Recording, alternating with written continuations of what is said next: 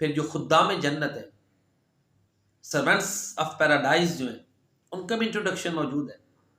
یطوف علیہم ولدان مخلدون، نوجوان لڑکے ہوں، ہمیشہ نوجوان رہیں. باکواب و اباریق، وہ چھوٹے بڑے مختلف قسم کے برتن ہاتھ میں لیے ہوئے چل پھر رہے ہوں گے سرو کرنے کے لیے. وکأس من معین، خالص شراب کے جام ہوں گے. لا یصدعون عنہا ولا ینزفون، ان مشروبات سے نہ تو سر درد ہوگی نہ عقل بہکے گی.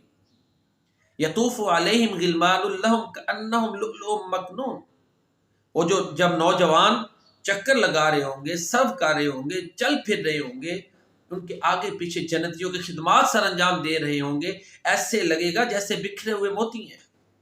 وَيَطُوفُ عَلَيْهِمْ وِلْدَانٌ مُخَلَّدُونَ، اللہ تعالیٰ فرماتے ہیں اِذَا رَأَيْتَهُمْ حَسِبْتَهُمْ لُؤْلُؤًا مَّنثُورًا، جب تو انہیں دیکھے گا تو ایسے سمجھے گا اے مخاطب جیسے بکھرے ہوئے موتی ہیں جو چل پھر رہے ہیں. وَإِذَا رَأَيْتَ ثَمَّ رَأَيْتَ نَعِيمًا وَمُلْكًا كَبِيرًا، جب تم انہیں دیکھو گے تو پھر ٹیپ ٹاپ دیکھ کے تمہیں سمجھ آئے گی کہ کتنی عظیم نعمتیں اور کتنی بڑی بادشاہت ہے جو اللہ نے اپنے نیک بندوں کو عطا کی. دنیا کی بادشاہتیں تو کیا، دنیا کی بادشاہتیں اللہ اکبر، ان کی کیا حیثیت ہے. آخرت کے مقابلے میں دنیا کی حیثیت مچھر کے پر کے برابر بھی نہیں ہے. اتنا پانی جو ایک انگشت کے ساتھ سمندر میں سے آ جائے، سمندر کے پانی اور انگشت کے ساتھ لگے ہوئے پانی میں جو تناسب ہے، اتنا تناسب بھی نہیں ہے دنیا کا آخرت کے مقابلے میں.